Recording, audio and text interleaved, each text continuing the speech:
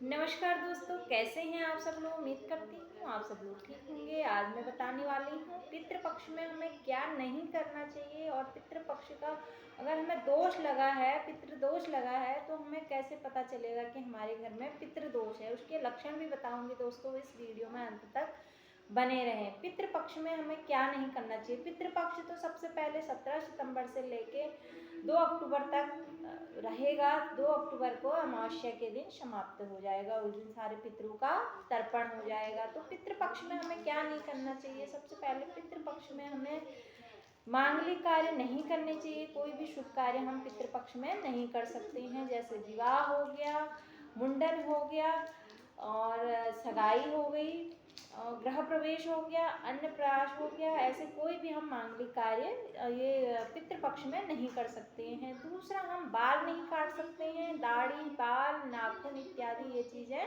नहीं कर सकते हैं। नए नए कपड़े नहीं बना सकते हैं और ना ही पहन सकते हैं। तो इन चीज़ों को अवॉइड करना है। और तामसिक भोजन का सेवन हमें पितृपक्ष में नहीं करना है। श्राद्धों में तामसिक भोजन अगर हम करते हैं तो हमें क्या लगता है, पितृदोष लगता है और पितरों का आशीर्वाद नहीं मिलता है, और जिससे घर में परेशानियां आती हैं। इसलिए हमें कोई ऐसा कार्य पितृपक्ष में नहीं करना है। तामसिक भोजन में हमें लहसुन, प्याज, मांस का सेवन हमें पितृपक्ष में नहीं करना है। इस पक्ष में हमें क्या करना चाहिए। इस पक्ष में हमें ज़्यादा से ज़्यादा दान पुण्य अवश्य करें। और कौवे के लिए डेली नहा धोकर अपने पितरों का नाम का कौवे के लिए आप रोटी निकाल सकते हैं। पूरी बना रहे हैं तो पूरी निकाल सकते हैं, मीठा बना रहे हैं तो मीठा निकाल सकते हैं। गाय के लिए, कुत्ते के लिए और कौवे के लिए अगर हम इन 3 जानवरों को पितृपक्ष में देते हैं तो हमारे पितरों को मिलता है और उनका आशीर्वाद हमें मिलता है। अगर उनका आशीर्वाद अगर हमारे ऊपर रहेगा तो हमारे घर में सुख संपदा किसी चीज़ की कमी नहीं होगी। दोस्तों, मैं बताती हूँ पितृदोष अगर हमारे घर में होता है तो उसके क्या लक्षण होते हैं। दूसरा, घर में सीपेज जैसी प्रॉब्लम दिखाई देती है तो पितृदोष उत्पन्न हो गया। और पानी इकट्ठा हो रहा है, कीड़े मकोड़े ज़्यादा हो रहे हैं, कीड़े मकोड़े ज़्यादा दिख रहे हैं, भोजन हमारे हाथ से बार बार गिर रहा है, दूध गिर रहा है, तो बाल खाने में दिखाई दे रहा है, तो क्या है, पितृदोष उत्पन्न हो गया है। और हम अगर अपने से बड़ों का, सास ससुर या जो भी हमारे घर में बड़े पूर्वज हैं उनकी बुराई करते हैं, उससे भी पितृदोष उत्पन्न होता है। तो हमें यह कार्य नहीं करना है। खासकर श्राद्ध पक्ष में, पितृपक्ष में हमें ये कार्य नहीं करना है। किसी की बुराई नहीं करनी है। बुराई करने से क्या होता है, पितृदोष उत्पन्न हो जाता है। पितृदोष का बड़ा वो है दोस्तों, बहुत परेशानियां आती हैं। अगर पितृदोष घर में लगता है तो बहुत सारी परेशानियों में हम जूझ जाते हैं, जिसका कोई इलाज नहीं है। उसका उपाय हमें क्या करना है, अगर पितृदोष के लक्षण बताती हूँ। अगर घर में एक के बाद एक बीमार हो रहा है तो क्या है, पितृदोष उत्पन्न हो गया है, पितृदोष लग गया है हमारे घर में। और दूसरा, हम 1 रुपया कमा रहे हैं और 2 रुपया खर्चा हो रहा है तो पितृदोष के लक्षण है।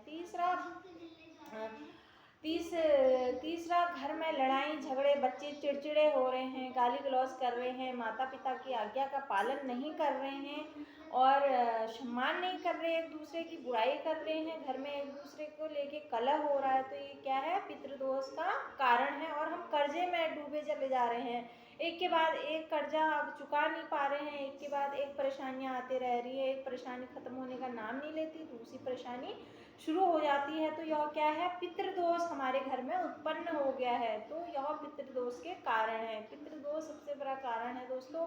इसलिए अपने से बड़ों का आशीर्वाद ज़्यादा से ज़्यादा लें। सास ससुर किसी की बुराई नहीं करनी है। अपने घर में जो भी पूर्वज हैं उनका सम्मान करना है।